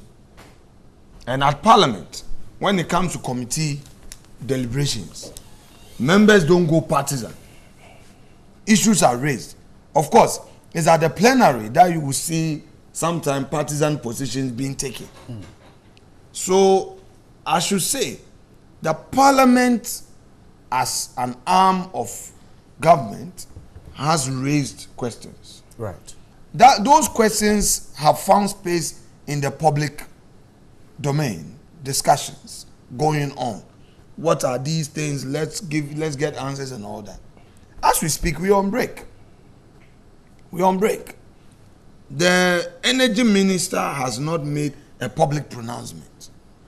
He has not said, I am resigning, or that I am going to withdraw ABC. Oh, so the idea has also been withdrawn from Parliament? No, I'm saying that the energy minister has not said so. Okay. The Ghanaian Times says the deal had been withdrawn from Parliament. We are on break. Okay. You can't withdraw. There's a procedure for withdrawal. Okay, so government on Friday, August 3, withdrew the agreement from Parliament following the criticism in public. No, it cannot be. Maybe it is making its own opinion known. Okay.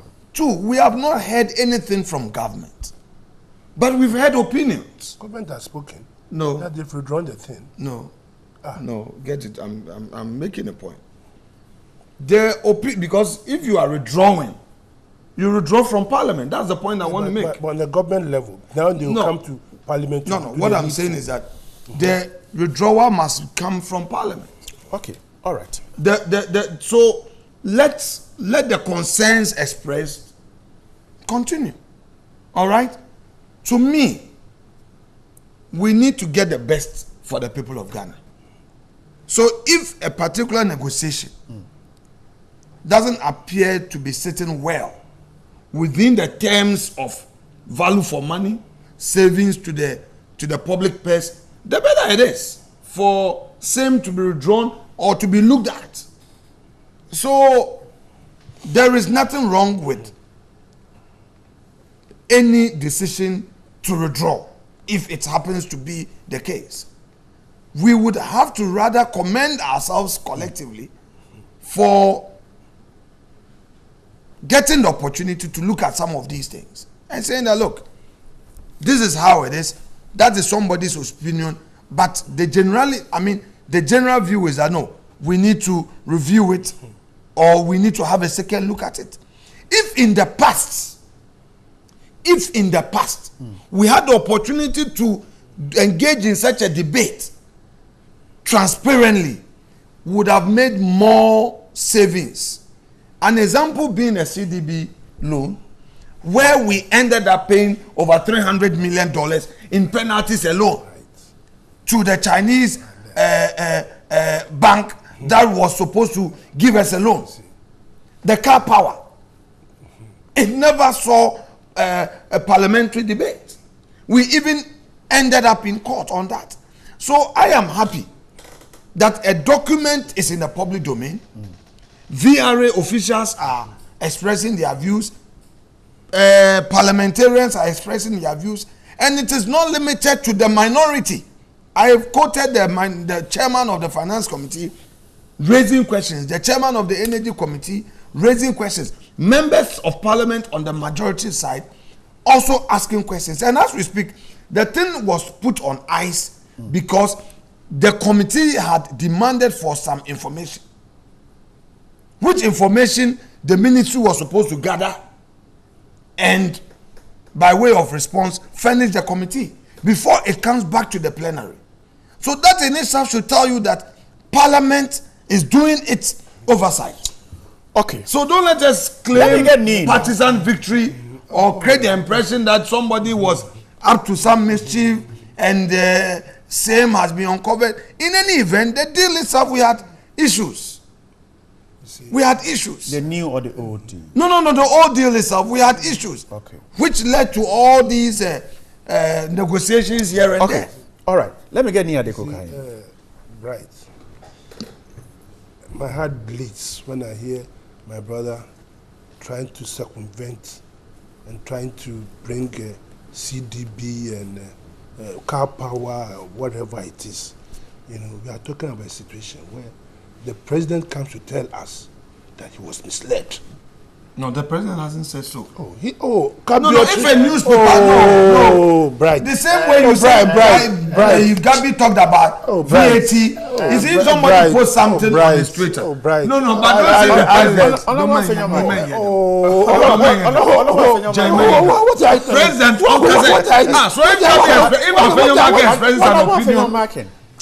Don't let him get away with it. Why are you doing this? Why are you doing this? Man, the president, the president has not said it, but over the weekend we heard in some of the commentators that the president was misled. So you can go ahead. Was misled? Yes, that's the and you want to rely on it? No, I am not. But we heard that some commentators. No, we deal with government. Don't let us personalize. Some when you are talking about government decisions, there's a newspaper called The Statesman.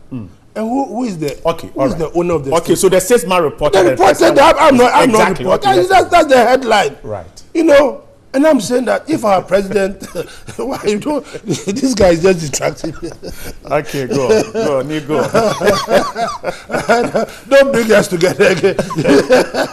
I'm not the propaganda. I'm just saying the facts as it is. You understand, right?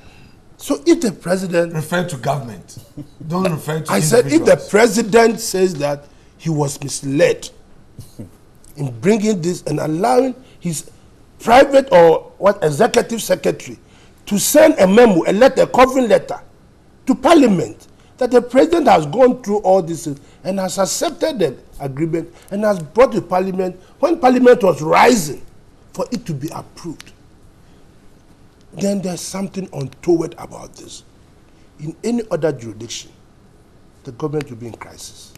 But in this part of the world, my brother can come and sit here and defend it. No. My brother can come and sit here and defend it. Look, this is a deal, a very deal that when you're in opposition, you went to the rooftop crying that when you come, you are going to what? Abrogate, just cancel it. True to form, when you came, you formed a committee who went to Dubai to have tea. They went to drink tea, slept the best hotels, per diems paid to them. They came, but they didn't find anything wrong with it. And now, right, imagine that you've gone for a high purchase vehicle. You've paid to Ghana Consolidated Bank, the new bank that they've formed. You've paid money to them, eh? You've paid almost 1.5 years and left 6 months for you to pay. And then you go to ADB and ask ADB to go and buy your loan and then spread the payment for you for 15 years. Are you correct? Are you correct? And you come and tell me that they were asking questions, they were asking financial. In the first instance, after 2 years, 1.5 years, this thing belongs to Ghana because our property. After 15 years, that machine that you have paid for 15 years will become obsolete. It might end up not even producing any power for you. And then we sit here and we justify it and we tell them the president was misled. Those who misled him, what have you done to them? And the Minister of Energy, who came to stand in Parliament and read those, what have you done to him?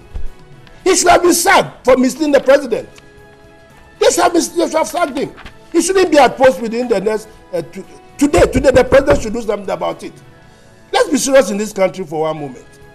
You come and sit here misleading our president, whoever misled him, who the advisors who misled him, the president by close of business should fire them because they brought his image into disrepute. The president is above. I'm not saying the president is corrupt, but when you go through any from one first year energy expert or first year financial student at Lagos will not go and do this kind of deal.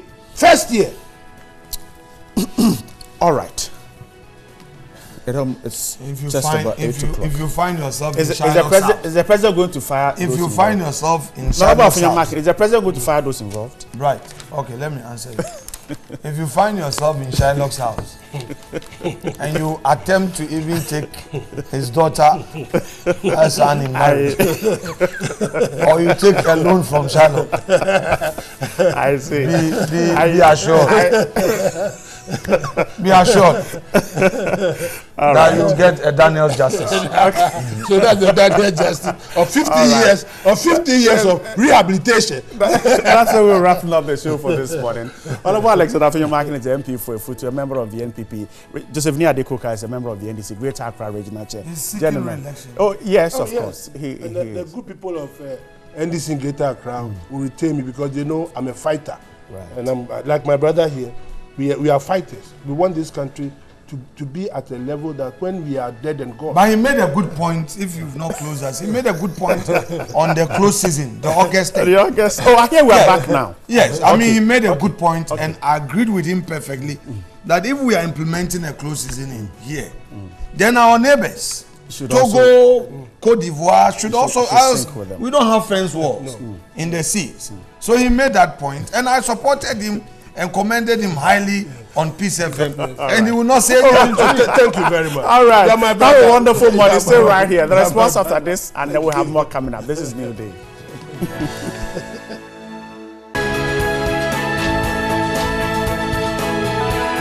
All right. Now time for us to talk about mental health. This morning, we're taking a look at exactly what has to go into funding mental health and why we're unable to get the funds we need to support these this sector, particularly from the state. My guest this morning is from the Human Rights Advocacy Center. Wendy Abe is here. Good morning once again. Good morning. And let's start the conversation this way. Before we even start, the difficulty in getting these camps closed has always been in the news. Several governments have made attempts to get these alleged witches camp closed, but some are still there, and these women, unfortunate ones and young ones, are in this quagmire. Now, Stanley Blay was at Patinga, one of the camps, and he has this report. For decades, they have been isolated. Northern region has 5 witch camps, and the Gushegu district alone has 2. The Patinga camp has 40 alleged witches. Some live here with their relatives. Having been attacked, humiliated, and stigmatized, they have moved here to seek refuge. Many more are thrown out by the communities, while others have to run for crimes they have not committed. My child slept and dreamed about me and said I came to her in the night. So that was all. He said I'm going to kill him. So because of that, they drive me away. Another corroborated their story. A child died, and then we all even went to the funeral. So the following day, the child fathers came to and told my husband that I killed the child. Before the alleged witches are admitted, rituals to exorcise the spirits in them are performed. This is the caretaker's job. When you brought your person here, I only charge only small amount, like 100 Ghana cedis, because you brought her and say she's a witch or she's very bad. So I have to use that of your money and then bath her so that she will become neat and then she no more be a bad person again. This, however, does not end stigmatization. The camp is not a good place for school-going children. If me and my classmates fight, they are insulting me that my parents are witch chiefs. I'm not feeling happy because of that. For alleged witches, integration is what they look forward to. My child cannot come back for me unless the community people they decide and tell my son that go and bring your mother. Now we will accept your mother. About 85% of people who live at the camp are aged and can barely feed themselves. For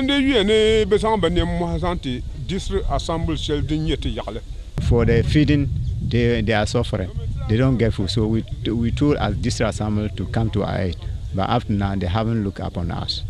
Hunger is therefore rife. Some have not had food for close to 2 months. Because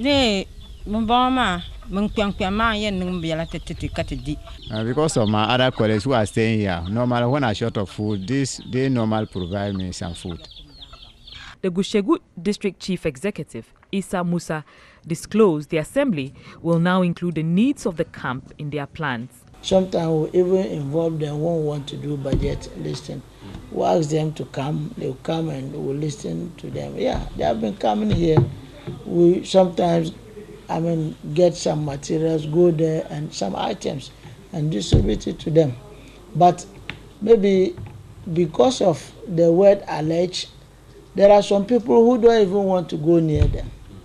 The assembly, however, wants camps closed. A non-governmental organization, Songtaba, is pushing for alleged witches' camps to be closed. Witchcraft accusation has been with us in the northern region. And sometimes I can say it's like seasonal. Seasonal because with the absence of CSM in the region, we see more accusation. And for me, I would say that it is the belief that when there's a sudden discomfort in a community, and CSM can cause that. And usually when that happens, they are looking for some old woman to accuse. Executive Director of Songtaba, Lamnatu Adam, wants government to increase policies to safeguard the vulnerable. It's enshrined in our constitution All the right violations are there, even though we do not have a particular article in any policy about witchcraft accusation. But then there are issues of assault, there are issues if there's a property damage, there's where, a woman can get redress for it. But then what government has not been able to do is ensuring that at the rural areas, women who are accused are protected. And sometimes the frustration lies in the person who is accused making so much effort to get redress. And yet, if it is a woman, she's already economically vulnerable, to be following up on this police issue. Stakeholders want the Ministry of Gender, Children and Social Protection to go to the rescue of these alleged witches. All right, now let's join Lamnatu Adam, the Executive Director of Songtaba. She just joined me on the phone. Good morning, Madam. Grateful for your time. Now, why is it difficult to close down these camps? Good morning, and good morning to our listeners. You notice that witchcraft accusation is a long-term phenomenon that we are living with. And as the story carries, Northern Region alone, is playing host to about 5 camps of where women who are frail and very weak, aged between 60 to 90 years, are kept in these camps. And because there's a perceived belief that witchcraft is used to cause harm, it still makes people to banish women to these camps. And so therefore we need to work with communities to accept that it's not every misfortune that befalls the community that is as a result of witchcraft. I see, but why is it difficult? Why are we unable? Why are the local assemblies unable to close down these camps?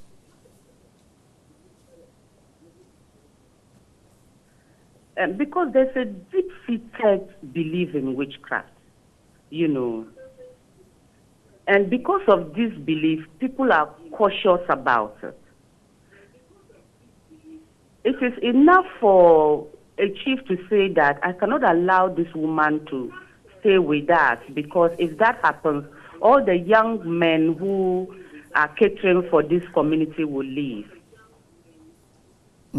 And so because of these dynamics that surrounds the belief in witchcraft, it makes it difficult for the camps to be closed. However, we are pushing for a gradual, reintegration of these women into their communities. You're suggesting that there is resistance at the local level to close down the camps? Yes. Because they see the camp as a safe haven where these women should go and get themselves ostracized, so that they are cleansed of their spirits. And so therefore, even for fear of being lynched, for fear of stigmatization, women would prefer to run to the camp, so that they get safe. All right. I'm grateful for your time with that. She is the Executive Director of Songtaba, Lamnatu Adam there. Now to my earlier conversation on mental health. My guest this morning from the Human Rights Advocacy Center, Wendy Abbey, is here. Wendy, good morning once again. Now, so let's talk about this issue, funding for mental health. Why is it a difficult thing to do? We don't care about our unfortunate ones? Thank you very much. I suppose it is difficult because the subject on mental health actually comes with a lot of responsibility, talking about mental health. And people's response, even outside of policy, when it comes to community response to mental health, is one thing that people actually shy away from. So pretty much you have a community or society that shies away from talking about mental health, and you have that translated into decisions, policy decisions regarding the mental health in general. So it is not a popular topic to talk about mental health financing in the context of how it impacts development in general. We are not able to draw the lines to see that the well-being, the mental well-being of Ghanaians has a direct relationship or impact on our levels of development. I see. We actually do not have that in mind when we talk about mental health. We seem to think about it as a subject that perhaps is for the vulnerable. I see. But so is that a suggestion that perhaps stakeholders have not done enough to create that awareness? A lot of work is being done, but the question is who is actually doing the work. There are stakeholders who are doing the work, civil society organizations talking about the subject, but when it comes to policy makers, decision makers taking a bold step to actually make the subject popular and actually take the right step in terms of law, in terms of financing, in terms of implementation of current legislature, then there is a problem. So even despite the fact that there's an authority in place now, the Mental Health Authority, it does not give it that importance, that key feature of our development effort. Is that it? It does in a certain way, because it talks about the institutional response to mental health, that there's a whole agency dedicated to that. So it talks about the response, a particular institutional response, and even policy-wise. Backing that, you have the law. But beyond that, we're talking about having real results on the ground where policy or institutional responses are implemented in a way that directly impacts the lives of people. It doesn't come with the financing.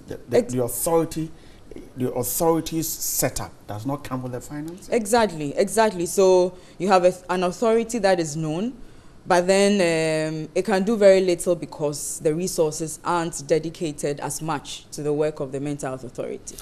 How do we fix it? Is it possible to fix it? It is very possible. So how do we do it? We are calling for a sustainable way of financing, where government has to ring-fence mental health funding. We are looking at having a legislative instrument where government will be specific about dedicating a particular amount or particular percentage of budget spending regarding mental health, and then also looking at how the mental health fund as stipulated in the Mental Health Authority can be resourced. This is one of the ways you can look at actually having sustainable funding. You know that at the end of the day, there's an amount coming from somewhere. It is backed by law. There's a particular percentage that is dedicated from the purse of government to mental health. So is this advocacy hitting the right spot? We believe the government is a listening government. So as we do the talking and do the advocacy, we believe they are listening. Recently, there was a request that was made for mental health. We didn't get even 1% of the 43 million. That was allocated little over. To that was exactly. So we are hoping that we go beyond not getting just less than 1% of a request made. I mean, basically, this allocation goes to the psychiatric hospitals. Come to think of a community response. So we talk about the community mental health response. What funding is going in there. And if you don't take care, we are actually sitting on a time bomb.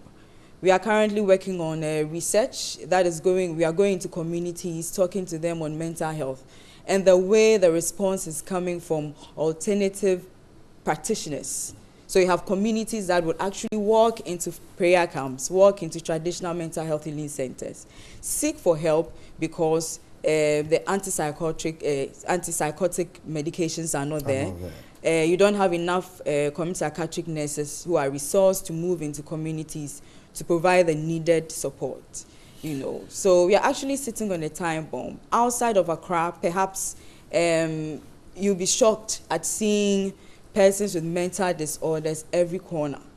every corner we turn to, and it's very critical. And yeah, we don't have the funding to get them off and put them in a proper exactly. And families are actually breaking down as a result of this lack of or inadequate attention given to mental health financing. Wendy, I'm grateful for your time with us. She's Wendy Abe from the Human Rights Advocacy Center. They're talking to me on mental health. This is New Day. Stay with us. When we come back, we'll jump to the banking sector and see what's happening there. Stay right here.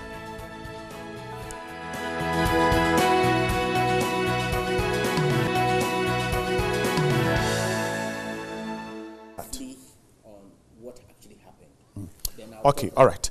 Let's start the conversation this morning. We're talking about the general microfinance situation, the savings and loans sector, Ghana Association of Savings and Loans Companies.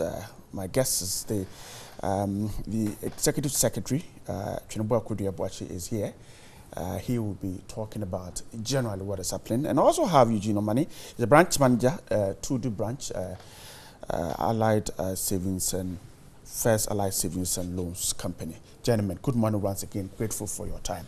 Good morning. Good morning. Now, let's start the conversation this way. From the point of view of GASA, Savings and Loans, Ghana Association of Savings and Loans Company, what is happening? Okay, we must say that currently the whole financial industry is going through another phase, and I call it the challenging phase of development. And the savings and loans companies are not isolated from this whole financial industry challenges. And so some institutions unfortunately found themselves in this situation at this particular time. Example, First Allied, Midland, and other institutions. But I must quick to add that this is not something that is unsurmountable. It is something that we can easily overcome, and we are overcoming. As we speak now, there are a lot of reforms that, with the collaboration of the Bank of Ghana and the various regulatory bodies, we're putting in the adequate measures to ensure that, first and foremost, depositors' funds are secured. The second thing is that the right structures that have been put in place, we are following through them. All the various directives that Bank of Ghana has issued, we also continually educating our members as far as the savings and loans companies are concerned. As I speak with you, last week we had a training on technology. This week we are having a training on credit and all those. Next week we are focusing on the Act 930. And so there are a lot of capacity building to make sure that the whole financial industry is sanitized. And what has been happening now, we believe that first and foremost, the customer is the number one engine in all these things to help us salvage the situation.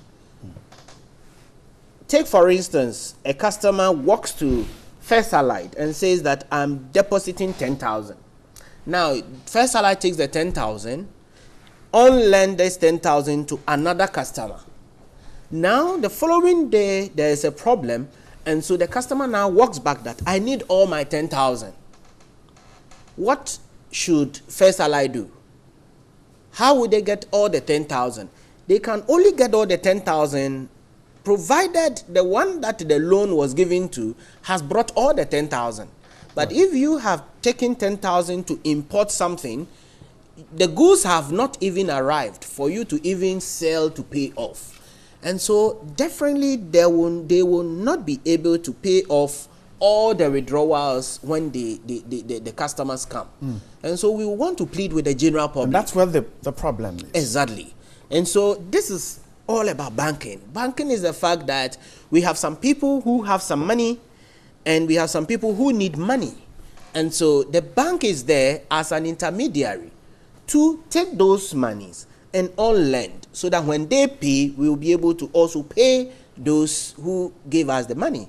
And so we want to appeal to the general public to exercise some restraint. Yes, this is a challenging time, but with some institutions like First Allied, we are very confident that they will be able to come out. They will definitely come out. Let me hear it from Eugene. Eugene, and so there is some difficulty. Yes. Tell me about it. Well, as my senior man just said right now, that because we collect money, lend them out, other investments as well, now that there is this panic withdrawal, which started with some social media conversations that First Allied was going down, there's been a huge run on us. The withdrawal patterns had reached another level that is not sustainable. People come in, almost everybody want to withdraw their money, and it is because of that panic on social media. Exactly. So almost everybody now want to withdraw. Deposits no longer coming, so it has been a challenge on us. So we are unable to make payments as our customers know us to be doing, and then it is causing a lot of challenge in the banking halls. This is creating difficulties. Perhaps the opportunity for you to clear what's happening on social media about customer treatment. What exactly happened? Well, thank you very much for this opportunity. All that we keep saying is that we are still begging our customers to have patience for us. On the 2nd of August, one of our cherished customers, Madam Doris, came into the banking hall to make a withdrawal, which was huge, but we could not deliver, so we're begging and pleading with her. But she also said that because she has some timelines to meet, she wanted the money before she can leave. So we took her to Adabaka branch, and then our senior officers were still talking to her, but she insisted she needed her money before she would go. So we didn't take her to the banking hall. We were in the boardroom. We tried to appeal to her, but then unfortunately she didn't budge. So it was about after 11 o'clock. Even the commander had to come in, but then she was still. So your officers were there with yes, her? Yes. It was not a case that she was locked up at the banking hall? No, she was not locked in the banking hall. It was she the was boardroom? Yes, please. Yes, please. So the police commander at the Baraka came to speak to her, but she insisted on the money, so she did not go. But we left security with her. We did not lock her up in the banking hall. So that is the story going back around. It's been sorted out. Is that it? Yes, yes. We are still talking to her, and then we are managing it. Mr. Chumbakudia, so the response to what is happening, you said it started. What reaction is it getting? How is it going down well with these loans and savings companies? Thank you very much.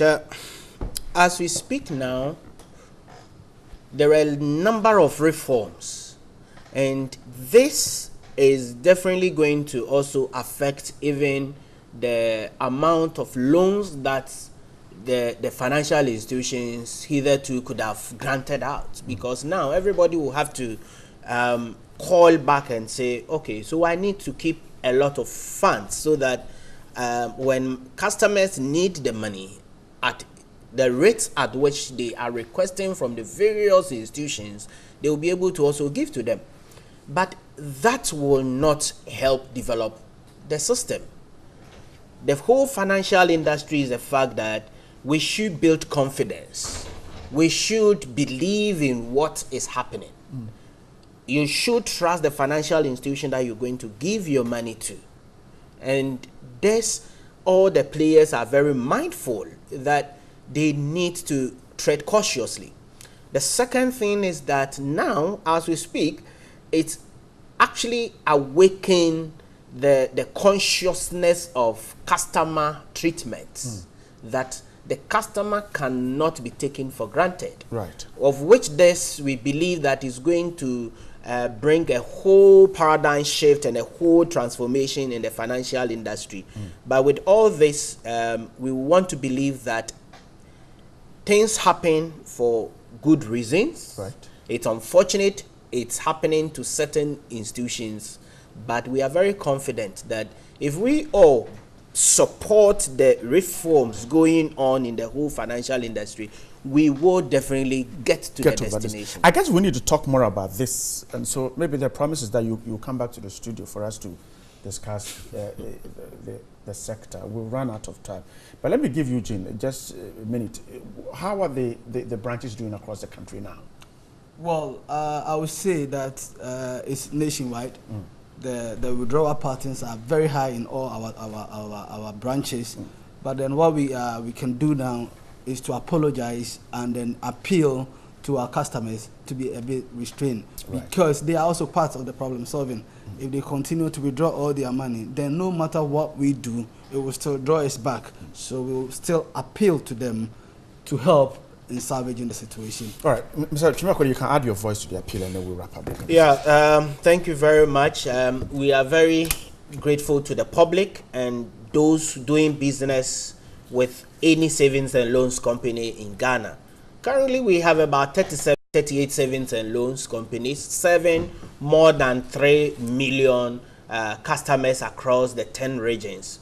Currently, we are operating in more than 1,080 outlets across the country. And so the savings and loans companies have come to stay, but it is the support of the general public that will make us build a stronger financial industry. Right, I'm grateful. Kimba Kudiabuachi is the Executive Secretary of the Ghana Association of Loans and Savings Company. Eugene Omani is the branch manager, Tudu branch, First Allied Savings and Loans. Grateful for your time. Certainly we'll be talking about this issue more later on. But if you misplace your passport, Joseph Nanaya can come. Your biometric passport was left at TV3 here. If you know him, Joseph Nanaya can come. Get in touch. Let's pick it for him. All right. Good morning once again. Have a great day. See you tomorrow morning at 6 a.m. Stay right here on TV3. Good morning.